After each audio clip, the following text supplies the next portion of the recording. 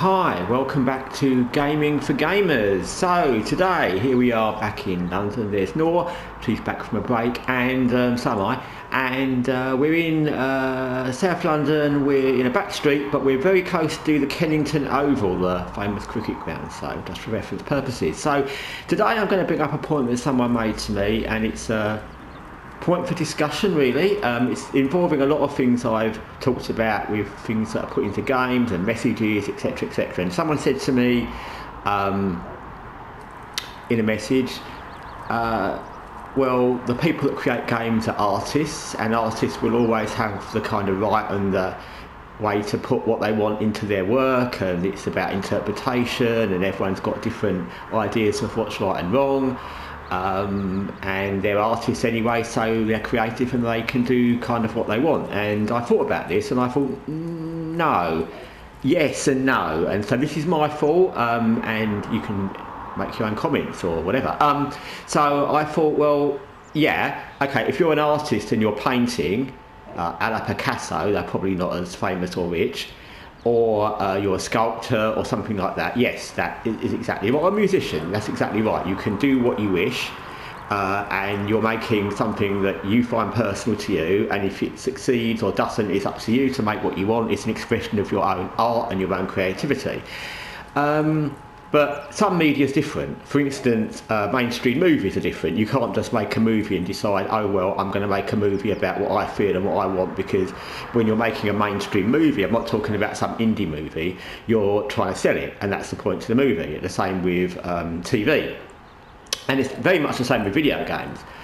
Yes, of course, people working with video games are creative, but if you're working in especially a AAA game, and again I'm not talking about small indie games, you're bound to A, respect the franchise or the content of the previous games in the series, or B, the kind of game you're trying to create or that's trying to be created, because the aim of AAA games is to sell the game. That's the aim. There's no other aim. There shouldn't be.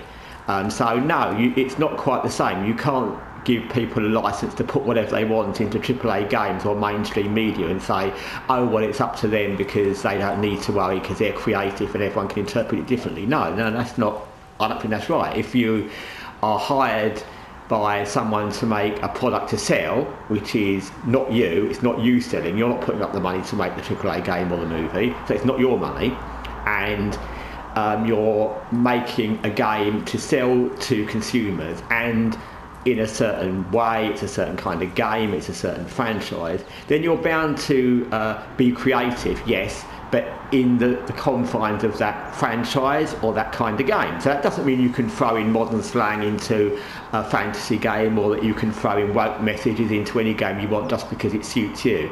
Also, I would also disagree with the fact that making characters uglier or throwing in woke messages, whatever they might be, is actually creative. That's not a part of creativity. That's a political thing, all completely different from creativity.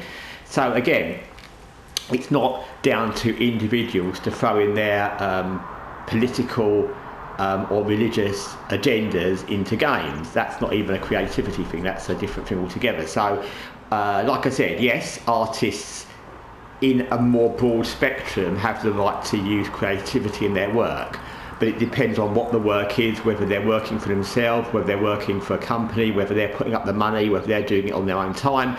Lots of things go into what's right and wrong, and in no context does putting political or woke religious ideology into games, especially games that are AAA companies trying to sell, that are costing millions and millions and millions of pounds to make, is no way that appropriate, or an individual artist or even a group of individual artists in a company, it's not their right to decide that.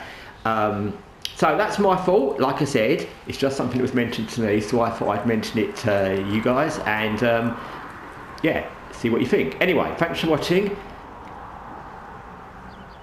Until next time, take care for now.